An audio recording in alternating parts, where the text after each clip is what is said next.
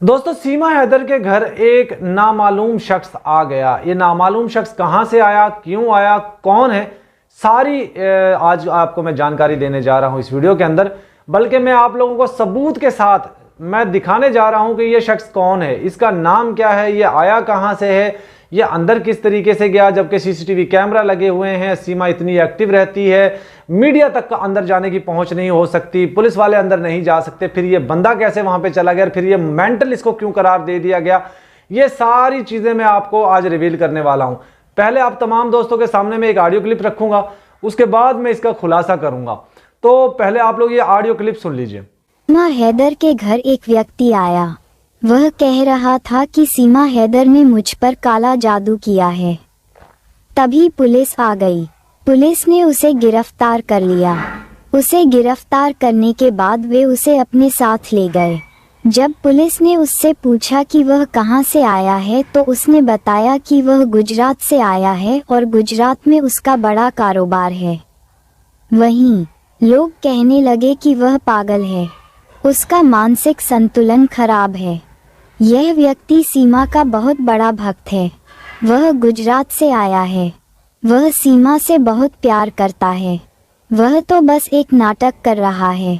वह सीमा का दोस्त है और कुछ नहीं। गुजरात से आया यह व्यक्ति वही है जो सीमा के नेपाल से भारत आने पर गुजरात, यह वही व्यक्ति है। सीमा उसके घर में रहती थी और अब जब वह सीमा से मिलने आया तो उसे पागल घोषित कर गिरफ्तार कर लिया गया है। ये जो शख्स इसके घर आया है, जिसकी ऑडियो क्लिप एक वायरल हो रही है, जिसमें आप लोगों ने सुना होगा कि पुलिस वालों ने एक ऐसे व्यक्ति को सीमा के घर से अरेस्ट किया है जो मेंटली तौर पे अपसेट बताया जा रहा है।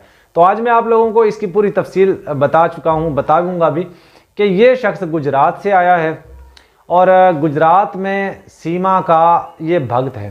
सीमा का सही मानों में मान लीजिए तो एक देवर है जो सीमा के साथ बहुत ज़्यादा टाइम जिसने गुजारा है। भी टाइम कैसे गुजारा है मैं आप लोगों को बता दूं।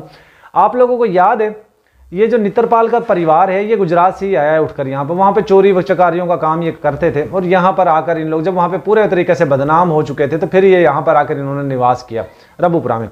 और जब सीमा नेपाल से रबुपुरा में आई थी तो आप लोगों को याद होगा कि ये पहले गुजरात में गई थी, क्योंकि गुजरात के ये लोग हैं और इन्होंने ये यहाँ पर इसलिए नहीं लेकर आए थे कि ये शहर के नज़दीक है, ऐसा ना हो कि कल को यहाँ पे कोई मामला ख़राब हो जाए, इसलिए पहले इसको गुजरात लेकर गए थे।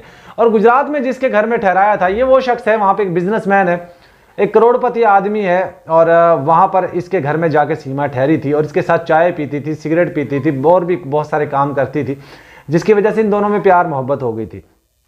अब जब से सीमा हैदर को ये जांच एजेंसियों ने वार्न किया है, जब से ये अटैक हुआ है उस वक्त से सीमा से इसकी बात नहीं हो रही थी, तो ये परेशानी के आलम में सीमा के घर पहुंच गया और इसको ये पागल करार दे रहे हैं। अब मुझे समझ नहीं आती एक कैसा पागल है यार कि वहाँ से गुजरात से उठता है, उठकर गाड़ी में बैठता है, गाड़ी में बैठकर रबुपुरा जाता है, दिल्ली आता है, दिल्ली से रबुपुरा जाता है, रबुपुरा से फिर सीमा का घर ढूंढ लेता है।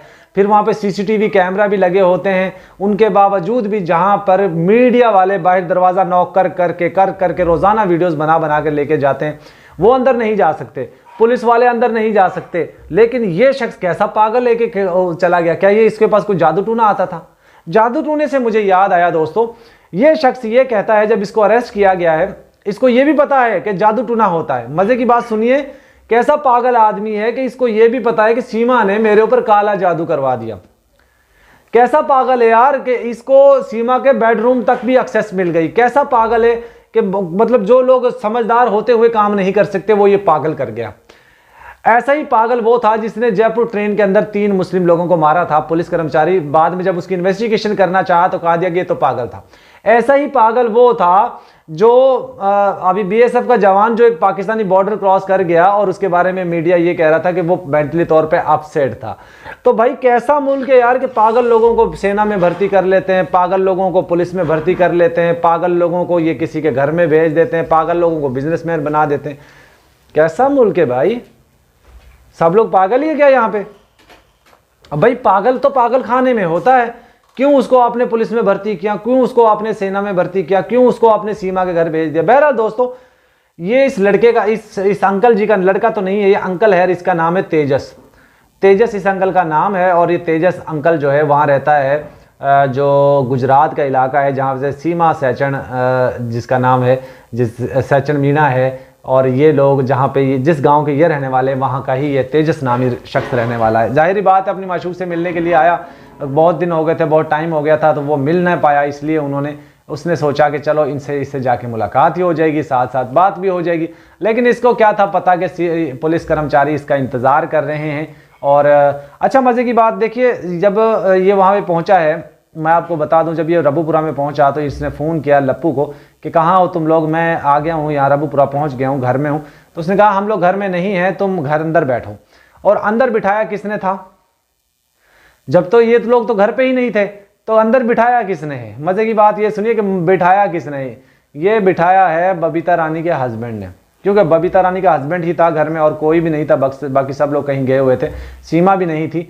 अब हैरानगी इस चीज़ की है कि ना वो लप्पू का बयान आया, अगर चलो यहाँ पुलिस कर्मचारी ने इसको अरेस्ट कर लिया, मीडिया ने भी इसकी तस्वीरें वायरल कर दी, सीमा का कोई स्टेटमेंट ना आया, ना सीमा के बच्चे कोई आया, ना लप्पू का कोई स्टेटमेंट आया, ना लप्पू के फादर का आया, ना उसकी माँ का आया, किसी का कोई बयान नहीं आया सिवाय उस बंदे के जो उनके घर में एंट्री कर गया, उसको दिखा दिया।